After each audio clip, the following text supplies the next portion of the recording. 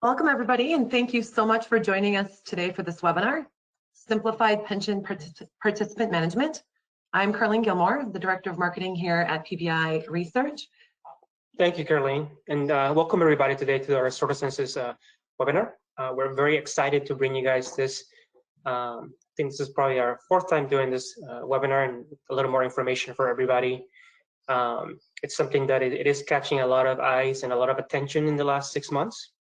So we're very, very happy to bring you up some new information, some new stories, and see if you would be a good fit for this product. So today, we're going to go over some of the industry changes and challenges. We're going to go over what CertiCensus is as a pension plan management, talking about how do you deal with return mail, participant data, minimize overpayments, reducing cybersecurity risks. And then at the end, we'll have a little bit of a Q&A. So as Carlene mentioned, if you have any questions, please feel free to write them out. And hopefully there's enough time, we'll answer all your questions. Otherwise, we'll reach out to you via email. So without further ado, I wanted to start off really quickly to go over a little bit of the history, a little bit of the background. Won't spend a lot of time here, but it's good for everybody who's new, who's never had a debt audit service, who's not aware of what things are happening in the industry that cause the difficulty with finding decedent members. So as most people probably at this time know, changes in legislature made by Congress affected what we call the debt master file. And the debt master file is basically a compilation of all debts from different states or all states that are basically being put into a file, given into the SSA, and you can, if you're a federal agency or federally funded, you can get access to the full file. If you're not, you have a fiduciary responsibility like PBI, and most of, if not every single person in this meeting, you only have access to the public DMF. So as you can see on the left graph, the public DMF has been decreased significantly since 2011, which is when the legislature changed. This change happened because a lot of fraud was happening, providing access to the private one. So they had to restrict access to it. And so many states started withdrawing a lot of their access to states, agencies, call it banks, insurance companies, retirement plans, because of the potential for fraud and breaches.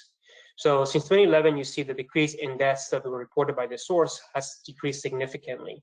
Now, the interesting thing here is, we went from close to 95% at the beginning in 2010 to about 23% now, reaching in 2020. But it used to be very simple to get the debts before, as I was mentioning. You get one single source. It was very consistent. You get about 95% coverage, and the accuracy was right up in their high 90s. And you could do automated matching because you were matching based on socials alone, right? You were matching with names as well, but the socials were helpful significantly. Now, in 2021, in order to get the same results, it's become very complex because now we don't have access to all the debts that are coming from the states. So providers have to rely on multiple sources, thousands of sources. PBS specifically, we use over 26,000 sources to be able to get the same coverage as we were able to get back in 2010. So now things are multiples. They're very inconsistent because now we're relying on obituaries, state information, proprietary databases, and the algorithms have to be much more complex. So, you have, we need artificial intelligence, we need human intervention to be able to give you the same accuracy to get a true debt audit product, not just basically a debt data product, right? Which is basically what you get with other providers that are not PBI. They give you a bunch of data, and you figure it out. Is this my right person? Is it not? Is it an obituary? They have to read the obituary to figure it out. So the process has become much more complex, and PBI has made it very simple with our debt audit component. Just quickly here, as you see from 2011, we had about 95% coverage using one single source, the DMF. Sort of that now gives you close to the same coverage, about 95%, with about 99% accuracy. Other products in the marketplace are ranging anywhere from 60 to 70. If you're just using states and OBITs by themselves, if you're using DMF and state alone, around 59. And if you're using the DMF alone by itself with no states, you're getting about 23% coverage. So as you can see, complexity has increased. Now, what are the challenges that CertiCensus brings together, right? We started with the debt audit component because that's a huge part of the product. But what does CertiCensus bring to the table? Well, more than just that audit, people in pension plans and organizations having issues with people moving, right? Participants move all the time. How are you keeping track of these people? Are you doing mailings? Are you hiring a third party? What is this process that's happening, and is it causing issues for you? Do you have staff to be able to handle all this place? Are they doing enough, right? The next one is, obviously, we talk about it, finding decedents, another component of the challenges that managing a pension plan has. You know how we do it now. CertiCensus incorporates our sort of the product into itself, so it's part of the product. Require mailings and communications, because this actually is a part that's become much more complex in the recent last 2 years, because with COVID, right, people have been moving everywhere. People can now work from Hawaii and they live in, I don't know, Montana. They can move around, they can work from home, they can work from their vacation houses. So this component of required mailings and communication has become more complex, because now it's much more difficult to find the people. So this is something else that people are, plans are having an issues recently, that it's like, how do we manage this, right? How do we know people are moving? How do we track at their specific location and make sure that we're compliant with regulations by the DOL, IRS, and RISA. Locating and identifying beneficiaries, same thing, right? This is a problem when somebody passes away. What do? Do you contact PBI to try to find a beneficiary? Do you try to find them yourself? Go look in your records. This is something that should be automated as well. And CertiCensus is bringing that into the table. That as soon as somebody passes away, you can, with a click of a button, request the access to the beneficiaries, which is very important for many of your plans. Huge cybersecurity. Cybersecurity is becoming more and more of an issue. Every year, there's more and more breaches. The average breach is costing approximately about $200 per participant. So you can imagine your liability. You can kind of add it up based on your number of records. But it is definitely something that if you have one single provider providing you all the solutions, it is much simpler to keep an eye on one than to keep an eye on multiple providers, right? So that's also something that the CertiCensus can bring to the table as well from a perspective of protection. Plan documentation and reporting. This kind of goes again with the DOL and IRS. We work with one of our advisors from Morgan Lewis law firm, and they are basically saying once again that their DOLs is increasing the number of audits more than they have before, and specifically targeting now looking at cybersecurity protocols, right? They're auditing more harshly on how are your security that you have in place compliant with what they're requiring, and also how are you dealing with your missing participants. These are things that were done in the past, but they are becoming more and more heavy and more strict on your protocols. So having one single provider give you one access is heavily important because you limit your perspective of security breach, and you also CertiCensus in itself is also looking for participants, so it also covers you on making sure you're keeping up with the participants' locations. Sorry. DOL audit. So once again, it goes in really close conjunction with plan documentation and reporting. One thing that we've also heard from DOL audits is that DOL audits are asking the agencies being audited to minimize service providers. Once again, minimization of service providers, not because we want to be your only provider, but it makes sense from a perspective of security. Heavily security, you have one single source, one single provider of everything. If there's one breach, it'll happen at one location.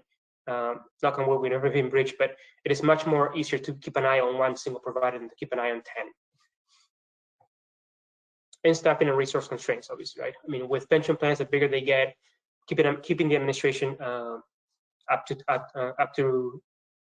the current requirements is very difficult. You have to check with your attorney constantly. You have to make sure that you're keeping up with what the DOL is requesting, IRS is requesting, how they're changing year by year. Who's keeping track of the mailings? Are they handling the return mail?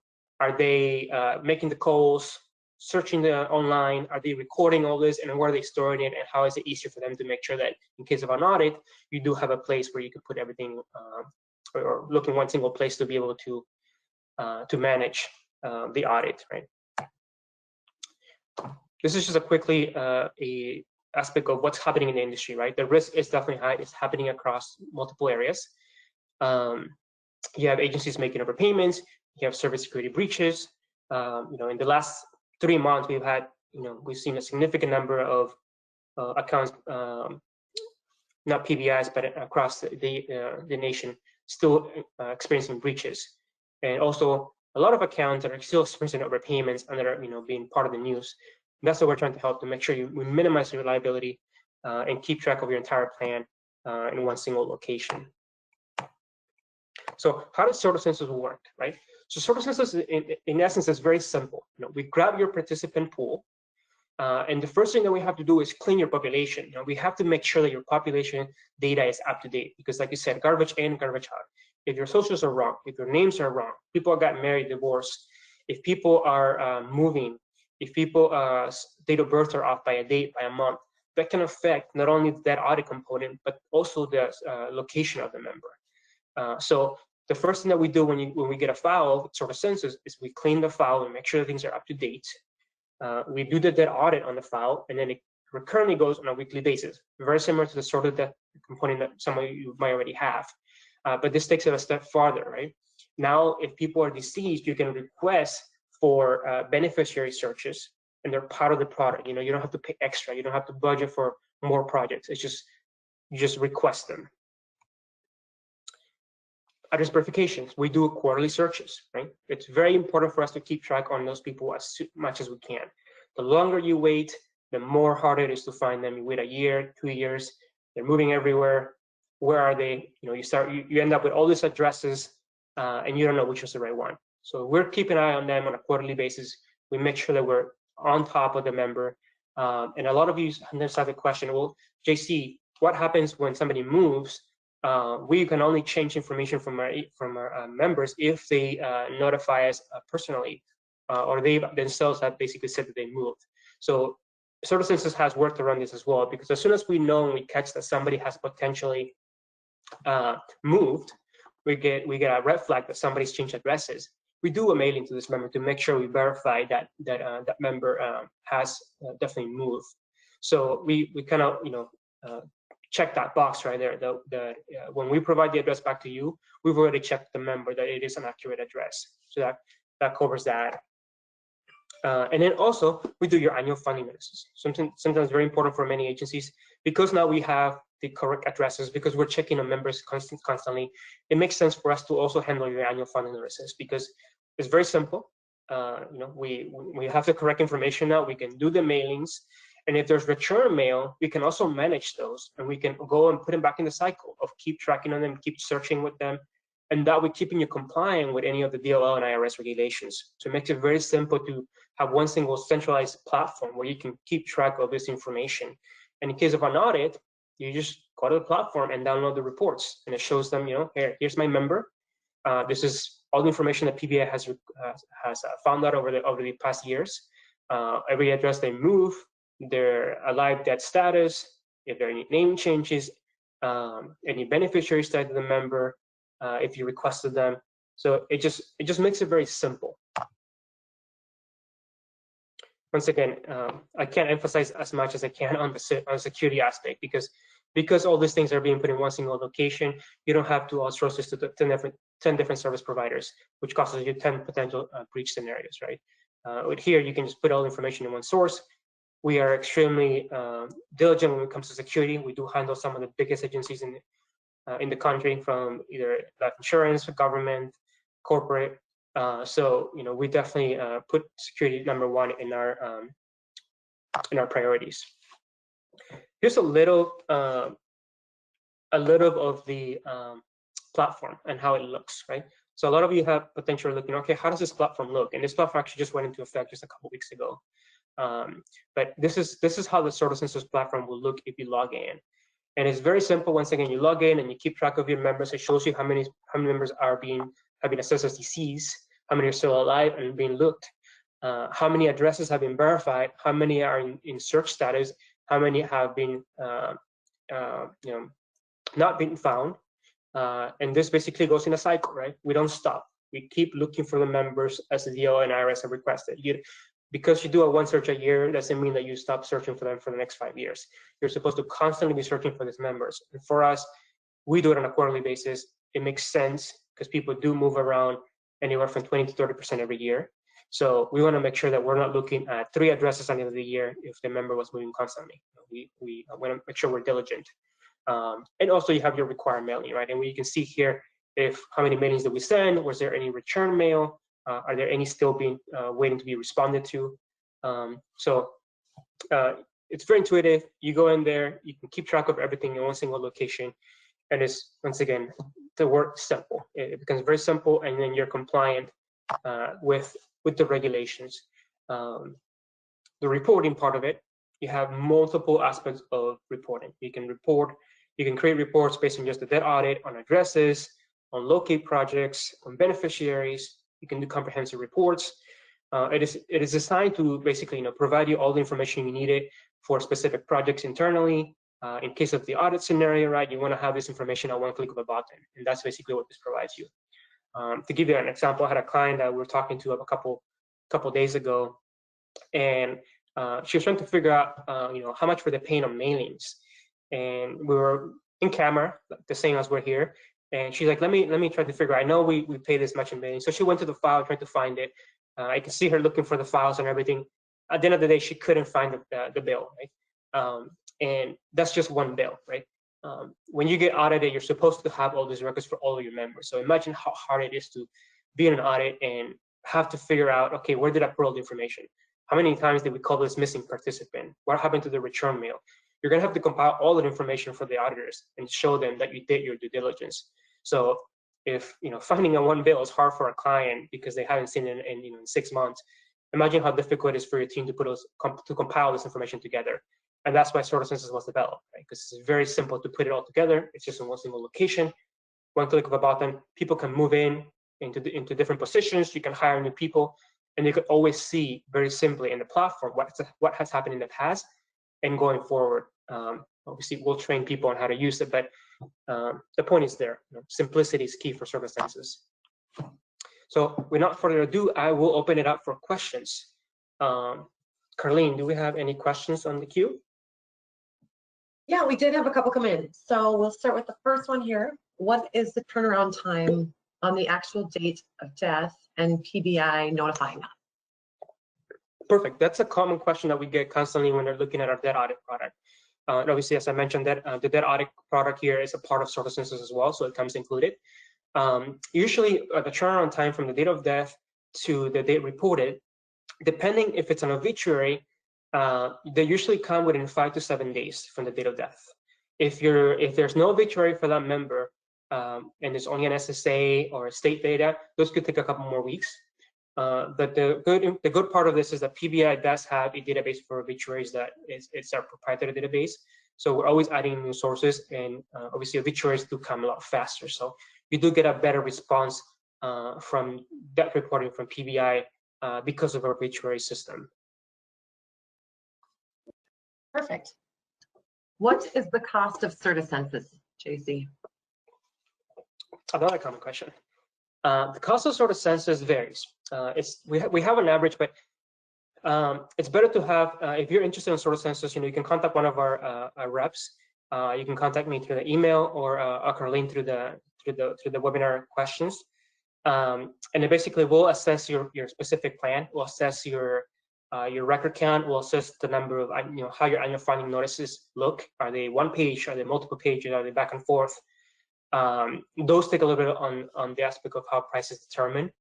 But to get an accurate price, I would recommend you reach out to our team members, and then we can assess your population and give you a price based on that. Perfect. We had another one come in. Is CertiDeath included in CertiCensus, or are they separate products? They are separate products, but CertiDeath, as I mentioned, is also included in CertiCensus. So it's part of the platform. So as I mentioned here, here's the CertiCensus setup, right? And you see when you have this weekly debt audit, that is CertiDeath. So it's a piece of the entire product. And it's a synergetic effect, right? Because when we have the debt audit working in conjunction with the addresses and name updates, date of birth updates, it helps that audit itself, and vice versa. If we find somebody who's deceased, then we can know that the addresses are not accurate. So that's why CertiCensus is a more complete product, and it's synergetic because it does work. It interacts with the other components of the platform. It's not just like the debt audit. All you figure out is who's dead. Here, the debt audit, which is sort of that, talks to the other components of the product of CertiCensus, and it becomes a synergetic product that works with each component, and it delivers a much more concise reporting, because now you're not just looking at who's dead. Now you're looking at the address. You're looking at the mailings. If address changes, then those should be updated into the debt audit component. If names have changed, those should be updated into the debt audit component. And so it talks to each other, and that makes it very effective, because once again, if somebody changes names and changes the addresses and you don't notify us, then that could affect heavily if we find the member as deceased, right? We could be looking for somebody in Montana and they're actually in Colorado. So yeah, so sort of that is part of CertiCensus. Perfect. Does PBI send address changes back to us, or do we need to log in and run reports to access changes? Same for death notices. Yeah, perfect question. So just like your debt audit, this makes it very simple. When you have the debt audit component, we notify you every week when there's changes. With CertiCensus, you'll also get notified on a quarterly basis when there's changes. So you log in when you get a notification in your email saying, hey, Jane, please log into your CertiCensus account. There's been 20 addresses that have been updated. So you can log in, you can download the report, and that's how you're notified.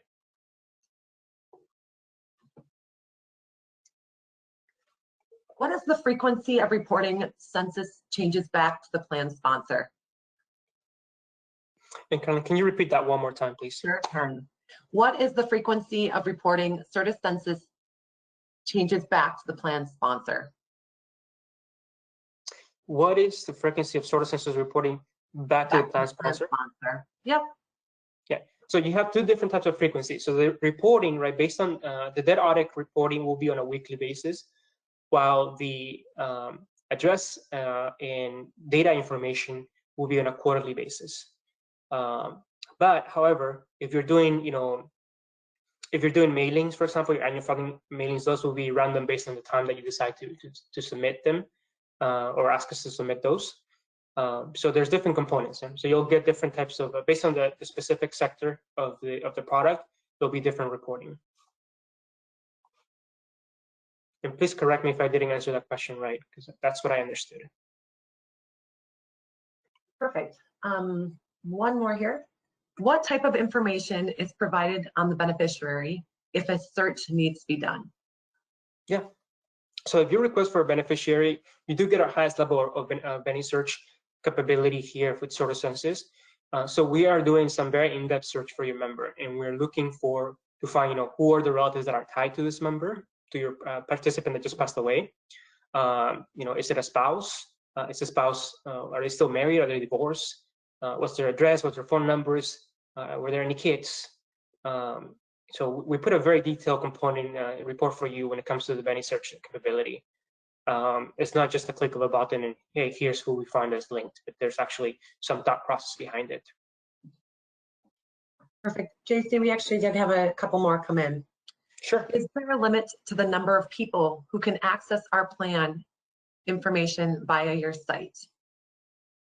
No, there is no limit, and this is a very good question, because if you have multiple people, the price doesn't change per user. And even if you're handling, let's say that your plan is being managed by TPA right now, and you want the TPA to have access to this, we can give them access with your permission too. So that's another option too. If you have a plan and you're like, oh, TPA is doing a lot of things here that they handle a lot of this stuff, but they don't have the data to improve it.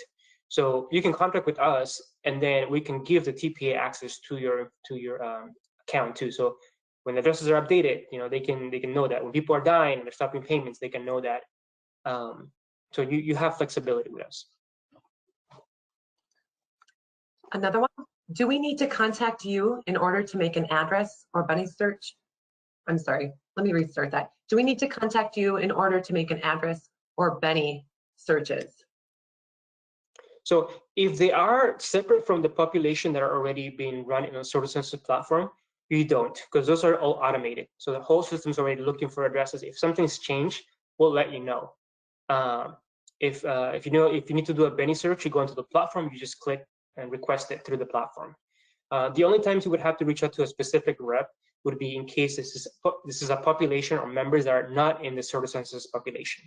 So if you have 5,000 people that are being run, and you have, I don't know, 10 more people that are not in the population, you don't want to add them to the population, you want to do a separate project, then you would contact one of our reps. Otherwise, you just go into your platform and you do everything from there. You just request everything from the platform.